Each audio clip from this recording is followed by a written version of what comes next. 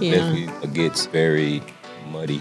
A lot of people don't trust a lot of people in the industry. Why is that? Why do you think that is? And how do you build trust in an industry that's the tone? Sorry to him. I'm sorry to that man that I said your name wrong, and to his wife. What made you bet on you? I just text her, I pull out my phone, like, yo, this is it. Welcome to Comfortable Conversations. I'm your host, Jas Kirk, where we dive into the greatest gift life can offer us, discomfort. These honest yet comfortable conversations we will have are essential as your life is your canvas. In each episode, I will share practical wisdom and personal stories that guide you through life's big questions, encouraging growth, self-discovery, and deeper connections in your everyday life.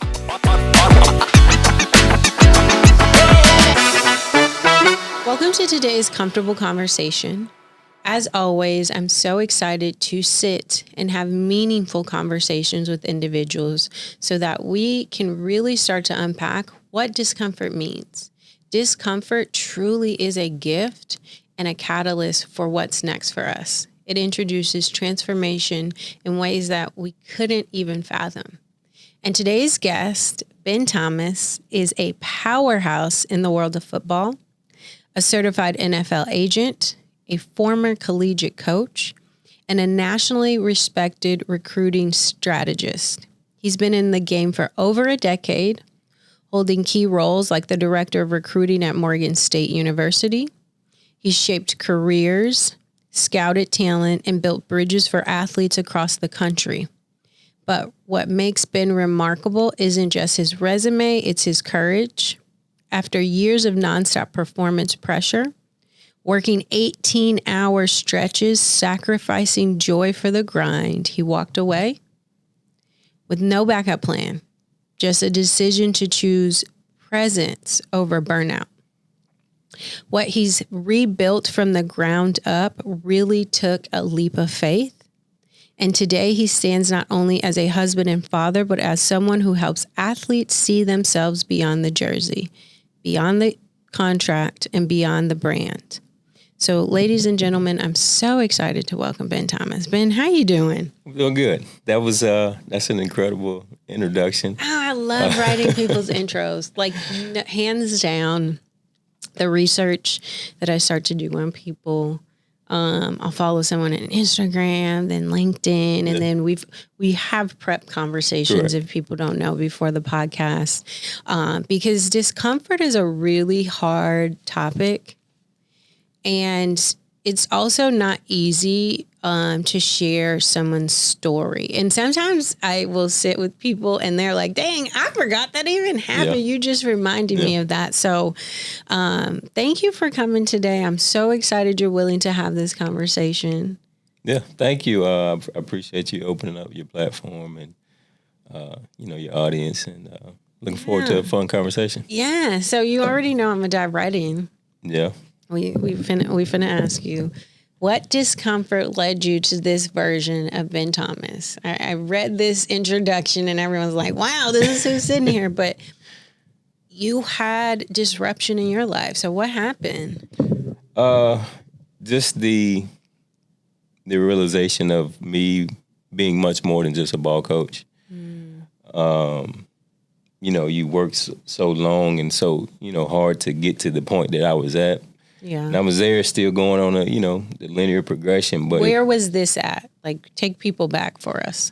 I was in Baltimore. Well, I started coaching in North Carolina, right after graduation, and worked my way up and worked through the, climbed the ladder to being a position coach at a Division I program and becoming a director of recruiting at a Division I program. So you work and climb that ladder, but when it starts to take you away from a lot of things that you are, who you are and what you want to get into, and that kind of, when it takes you away from that, it kind of like says, let me do something else. Let me step back, step away, and go a different direction. Yeah. So what specifically was it taking you away from?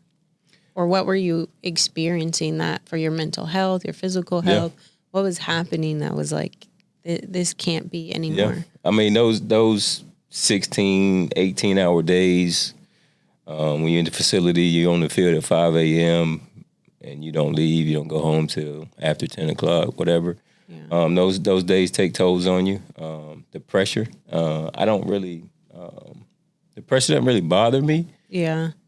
But when it is a constant pressure, and a lot of times you're walking on eggshells around the facility because you done took a L, and you got to get ready to prepare for another one.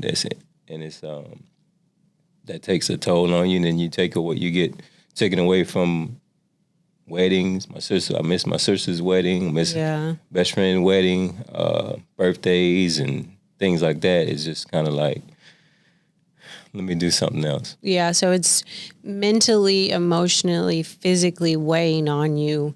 And when you think about being able to sustain this specific career, you're kind of looking like this ain't it. Yeah, for sure.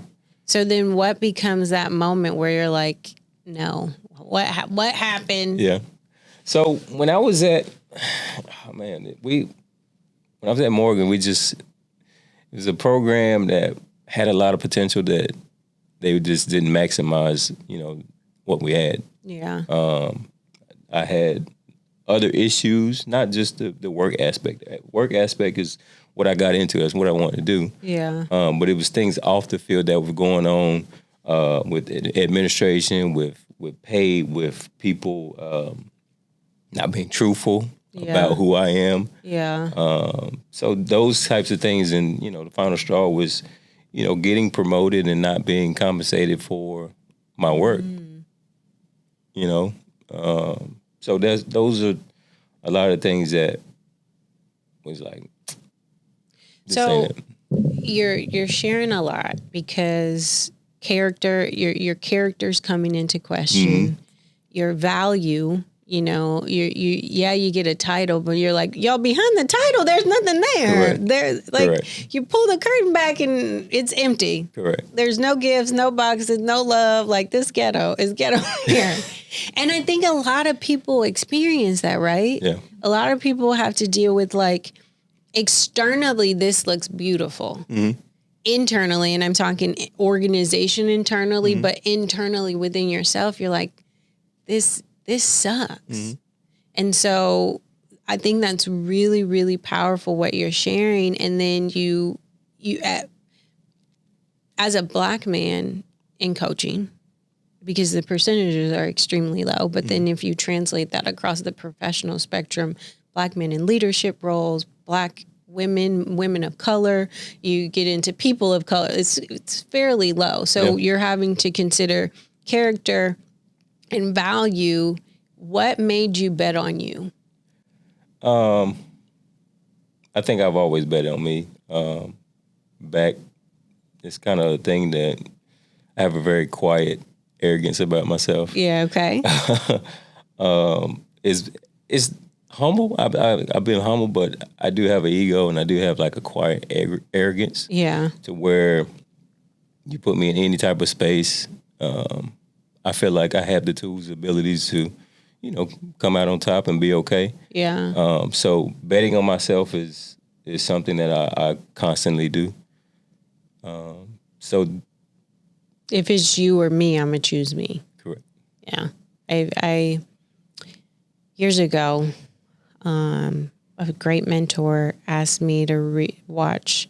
There was 2 movies. It was Molly's Game and this other one, same woman actress. I can never remember her name. But she learned how to bet on, like, till my name alone holds so much weight. So you will not, like, take away my name. And when my mentor shared these movies, I'm like, man, it's so many people when it comes down to it. Certain circumstances build up. They're like, they'll start to be like, no, maybe I'm not big enough. Maybe I'm not good enough. Maybe I'm not. But these circumstances happen for that disruption moment of saying, if it's you or me, it's me. Yeah. And what did this transition happens of you leaving Morgan State. What was your mental health like during that time? What did that transition look like? Everybody thinks we leap and we soar. And just share with people what that experience really was like. Yeah.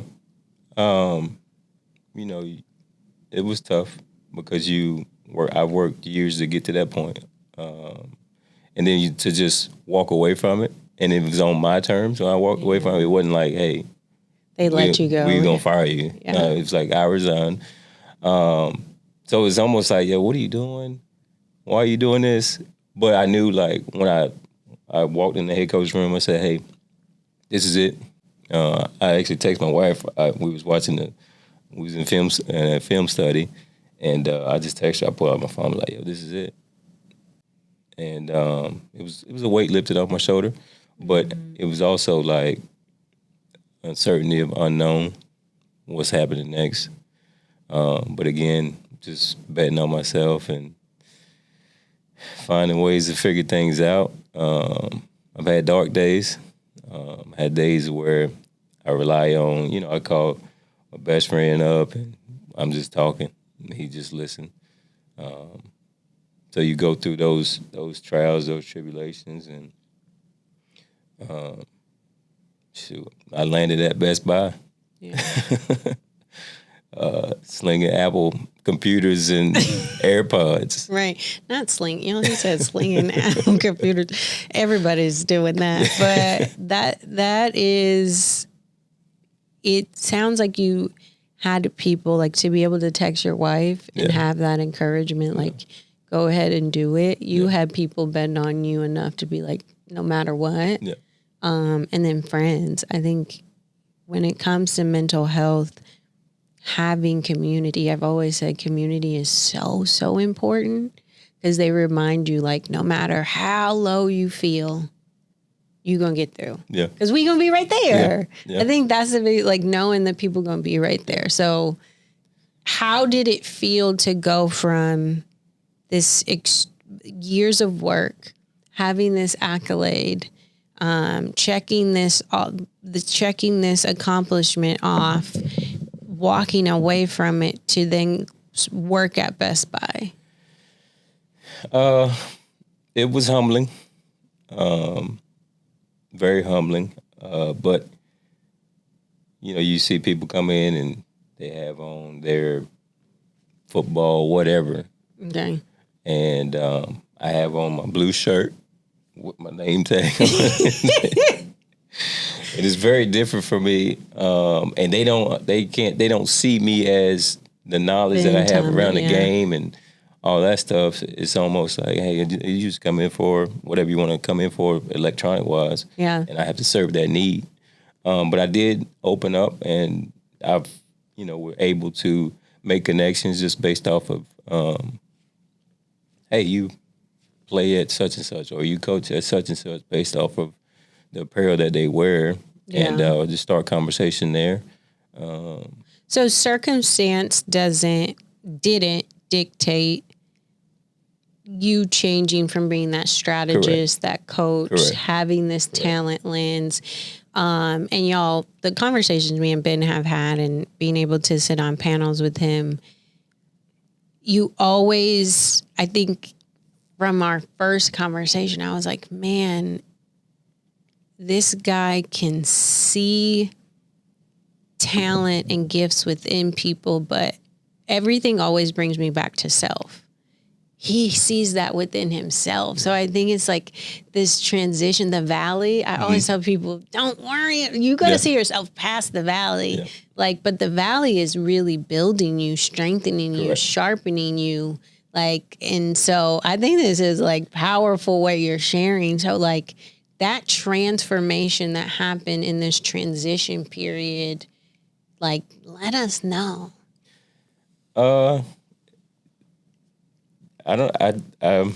It's just kind of, like I say, I am very, you would never know from surface, what goes on in my mind, of course. Yeah. But I do have an assassin's mentality. A what? Assassin's mentality to where okay. If you on the other side, I'm trying to, win by any means necessary. I'm gonna get on the other side of that. You are always betting on you. Correct. So. It's one of the things where no matter how it looks on the outside, I'm okay on the inside. But what did it take to get there? Like, I know you say assassin's mentality, and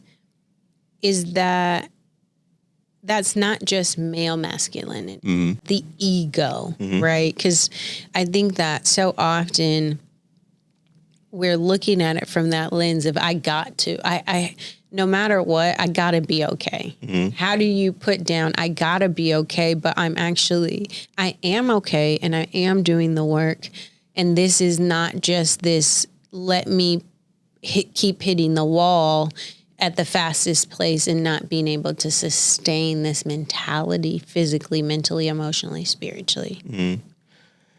A lot of it's my faith in, the Lord and, the things that he's able to do and things that he's able to see that I can't. So I definitely lean into that a lot.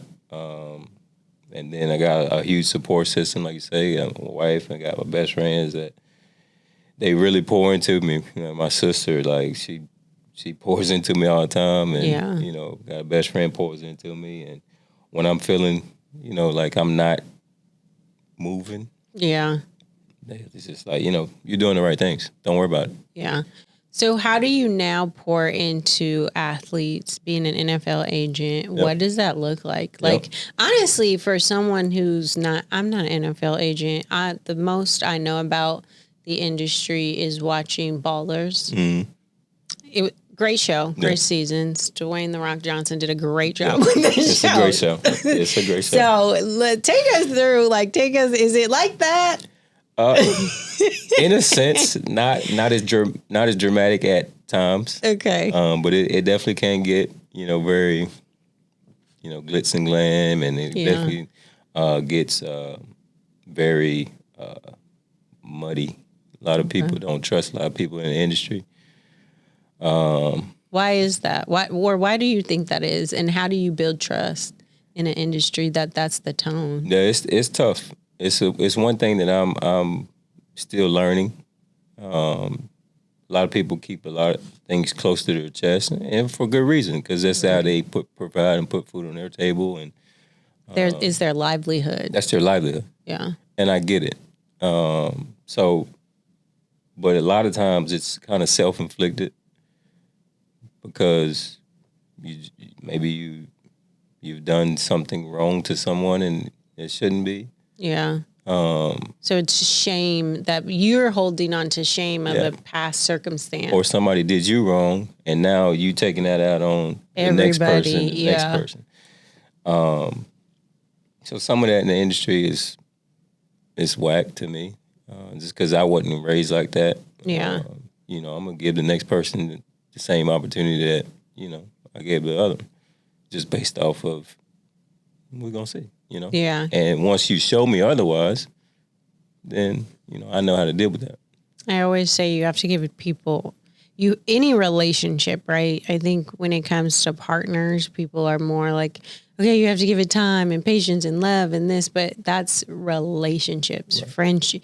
If it ends with the ship, you got to invest into it and give people time. It takes time to build trust. It takes time to build communication skills with that person. It just takes time to see. Yep.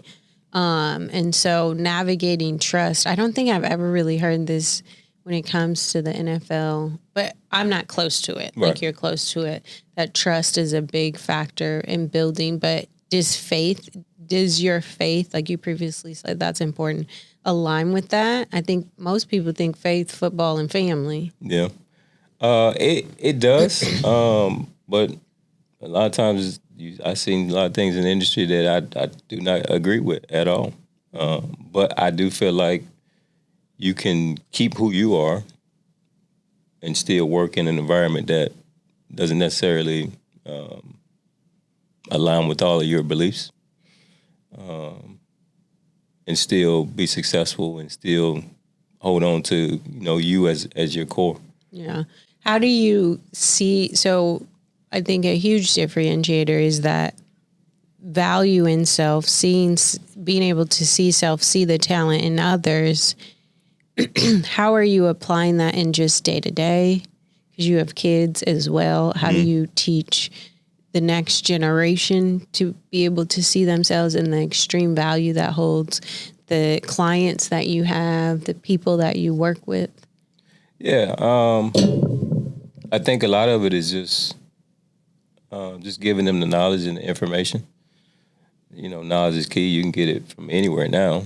Back in the day, it wasn't as accessible as it is now. Yeah. But just pouring into them, and from my past experiences, things that I've been through, just pouring into, say, hey, let's think about it this way, or let's think about something like this. And then put it on them, put it in their court to see how they feel about it, and go from there. I think that's how you build like real relationship, real trust.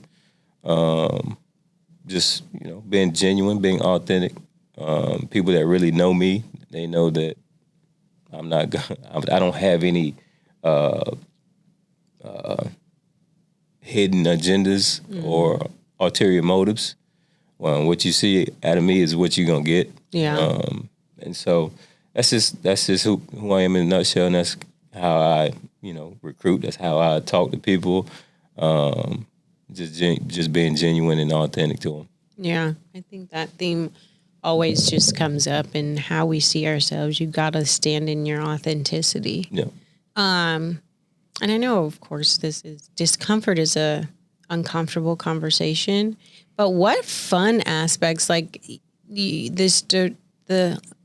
disruption happened of transitioning and transforming into a new career, but why choose this career? Mm-hmm. Why, like, what about it is fun and exciting and makes you get up every day and be like, is it work? Is it purpose? Mm-hmm. It's both.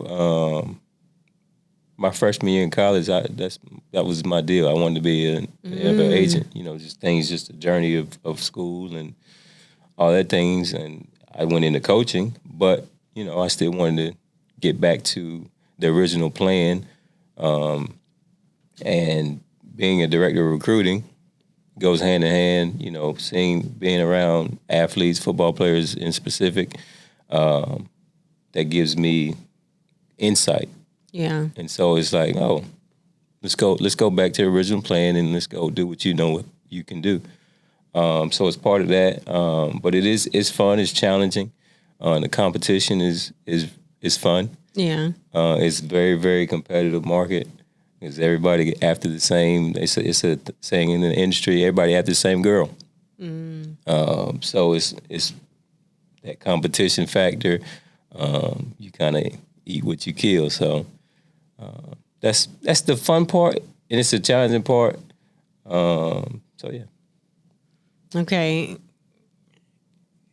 You said a few things there that I'm like, that's kind of it's exciting, but that's why I keep bringing it back to the show Ballers. I feel like it shed light on the actual operational side of everything. Like you see what's on the field, what's going on, but we don't necessarily see what's happening off camera, them not being on field, all the different moving parts, where their money's going, how partying looks, how prevalent of a role agents have to the coaches, to just all the different aspects. And so I think my next biggest question is, when you think about the future of this game, the future of like what's happening, what do you have anything to speak on there? The future of as a agent world, or just Both. just both. Yeah. The game I think is in a good spot. I think when it comes to contracts, you're seeing some of the highest paid contracts in history, year over year, from Patrick Mahomes to Dak Prescott, Sean Watson, guaranteed deal. Is it Jalen Smith? What is his name? Jalen Hurts. There we go. Another great one. So all these, my wife loves Jalen Hurts. We all do. Yeah. There's not a woman alive who doesn't. Like, that's why I said sorry to him. I'm sorry to that man that I said your name wrong, and to his wife. We just left him and you. Both. But yeah, so all of that is due to just new TV deals, new deals is coming up. The CBA is going to recycle itself in 2030. So it's a lot of factors that go into that, and yes, we're always going to see the contracts increasing. So it's a fun time to be in sports, and now you got the NIL deal. So that is a whole nother caveat that you put into being an agent. Yeah. It used to be that you don't really have to start recruiting until maybe their sophomore, junior year in college. Now you got to go down to high school level, and you got to start recruiting at that, almost grassroots high school level, because it's that competitive, and the money factor is there. Yeah. Does it help to have a lens that you were a coach before? Yeah, 100%. But I do know agents that were never coaches, and they're hell of an agent. Yeah. But I do think that I can be relatable. I know what it looks like to look outside of that face mask. I know what it looks like to look across the field, and all of those things. Know the thoughts that the players are thinking. Know things that they deal with off the field, and just different issues like that. Just being around them all the time. And I understand the game. Yeah. From just the X and the O standpoint. Yeah. So I think it has a little bit of benefit. Is it exciting to hear that? Like every time you're like, oh, this is the next highest deal in history, but it's like year over year, we're about to start seeing that. And I'd say an ordinary person, because I'm not well versed, it's like, I didn't expect that. Like, this is new information. I'm like, wow, that's when we think about influencer deals, when you think about media, different brand partnerships, these are all adding to the value of the athlete. Do you feel like this puts more pressure? Does it put more pressure on you as an agent, the players, the organization? Like what, as far as, because I also think, sorry, that's a two-part.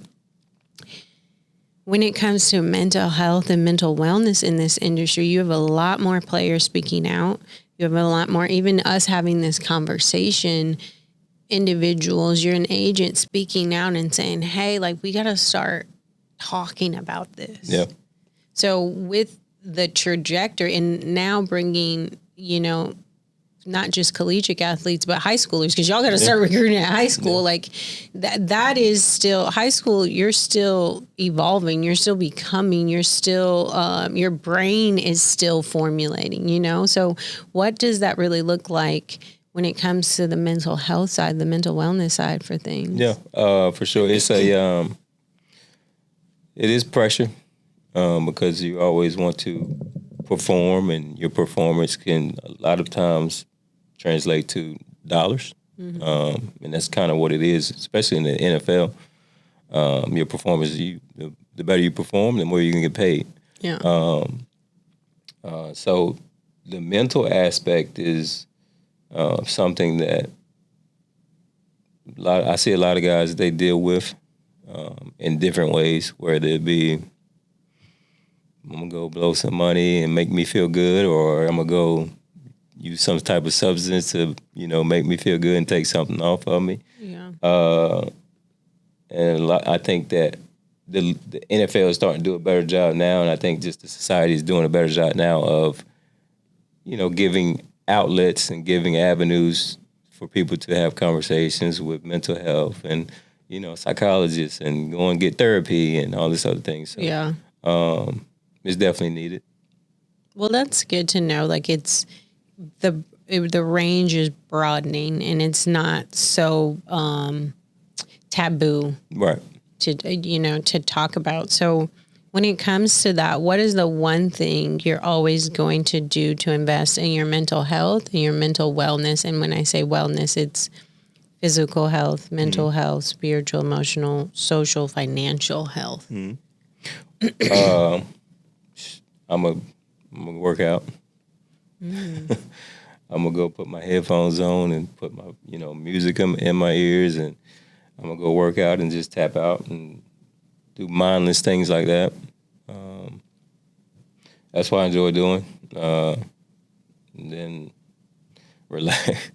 I don't really have a like a set thing that I always go to. Yeah. It's just kind of how I feel at the moment. And I know, all right, let me just relax right now. I'm gonna just tap out right now, or I'm gonna put on, smooth R&B deal right now. So Yeah.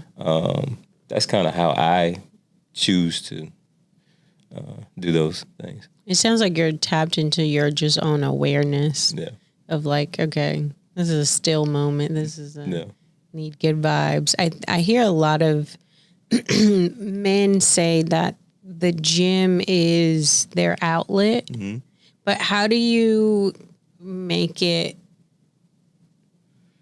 How does the gym become an outlet where you're actually releasing versus like sometimes there's nothing like you're there and it's like there's still pressure and tension and stress, but this is the one moment you just have alone. How have you cultivated this to be a space that you can release? I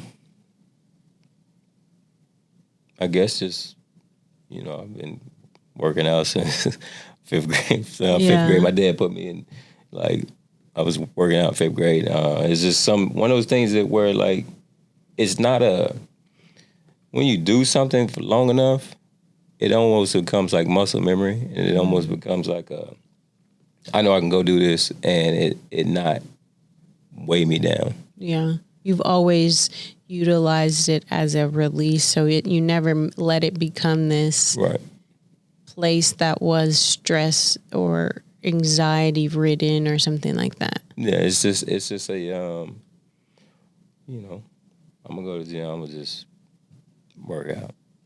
Yeah. It's just that simple. Be calm. I'm just, focus on me. Yeah. Focus. I have headphones on. I can't hear anything else. I don't care about anything else going on around me. I'm gonna just focus on me. I'm breathing, inhaling, exhaling, and it just works. I had a friend share, they are like, when they are at the gym, how can I just be so you said the breathing, I'm inhale, exhale, but they're like, how can I with the weights even just lock in a way that it's me here with the weight and you're so aware, your consciousness, your breathing, there's this presence that has built itself. You can definitely hear yourself think, and you just kill the noise, everything that's going on around you. You listen to yourself think, you talk to yourself, you hear yourself breathing deeply. It's a form of meditation. I was just about to ask, do you meditate? I don't really meditate, no. Really? I'm not really a meditation type of guy. I be needing to meditate, y'all. Yeah, I'm not really a meditating type of guy. A lot of people say, man, you're gonna live a long time because you don't really stress or do anything like that. I do stress, but I don't let it, days at a time. It's just like, all right, man. So that's real though, right? Mm-hmm. I think a lot of individuals say like, oh no, I don't stress, but how do you know that you're genuinely not stressing and you're letting it go versus like some people, and I'm not saying this is you, but I'm helping the listeners better understand, like, how do you genuinely release it and let it go versus it's just like, I'm fine. I'm just fine. I'm fine. I'm good. I've moved on. And you're like, bro, you have not moved on. Yeah. Like, that's a good question. I don't know if I'm not stressing. Yeah.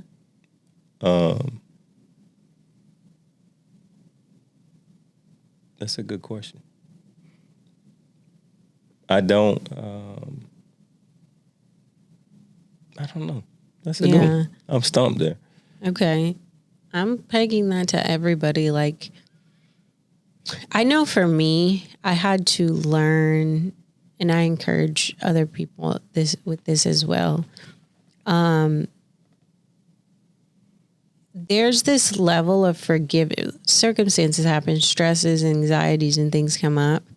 But like, being able to in the physical body feel the relief. When you talked about going to the gym, a lot of times, and that's a release, right? And then when we think we've moved on from things, but then there's this tension that builds in the body.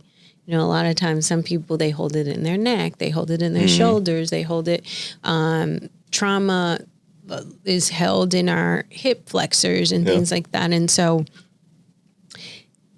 we assume we're actively releasing and letting go. And so I always practice meditation, because when I meditate, I know when I haven't let go of something, because in the practice, my hands will feel heavy as bricks. Yeah. And I'll be like, my palms are open. The energy of the practice of allows for me to just release, and I'm meditating on releasing.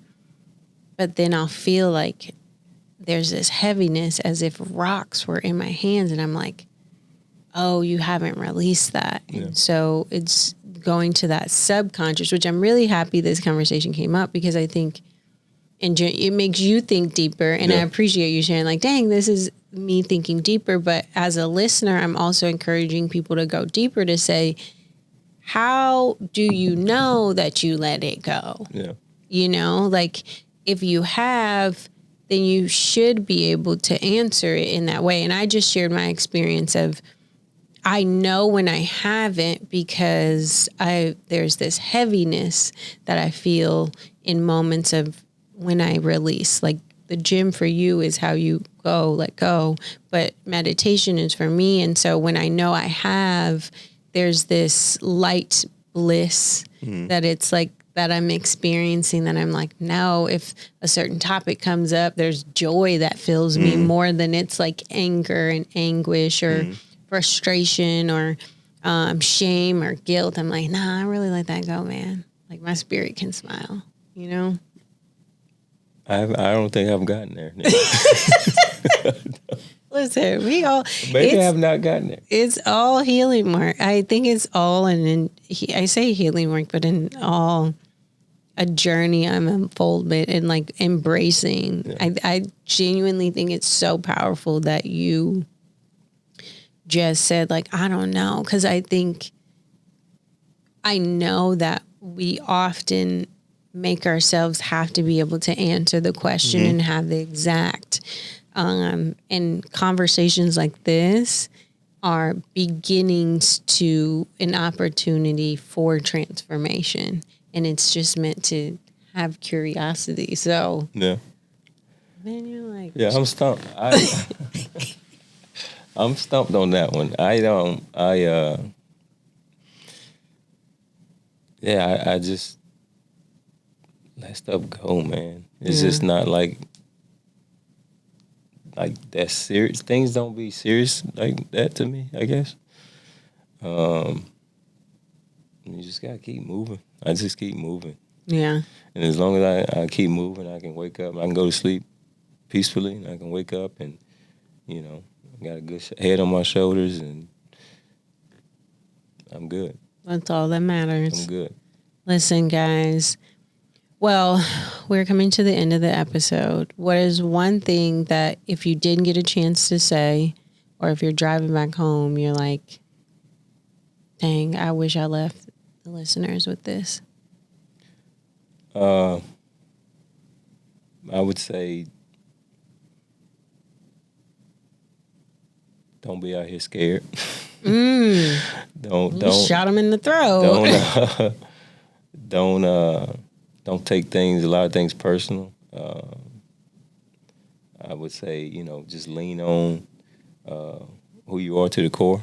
And I think that, everyone has, that thing, to where you keep driving it, you keep pushing, like, your breakthrough is gonna come. And I say that to myself now in this moment, because I'm not where I want to be at right now exactly. I know I'm on the way. Yeah. And that's, as long as I can keep moving and wake up and get another crack at it, we're gonna make it. Man, and y'all, I just received that. Thank you for that. I think God used your words to tell me just keep working at it. So Yeah. Thank you, Ben, for joining us today. Where can people find you? I'm on Instagram, ben.thomas_3. Twitter, IMBT3. So, yeah, that's me in a nutshell. Well, love it. Thank you for joining us today. Thank you. Thank you for joining me, Jas Kirk, on Comfortable Conversations. Remember, the greatest gift life can offer you is discomfort. It's what shapes us, teaches us, and helps us grow. If today's episode resonated with you, share it with someone who might need it, and don't forget to subscribe so you never miss a conversation. Until next time, keep embracing life's challenges as opportunities to create your masterpiece. Your canvas is waiting. Go paint it beautifully.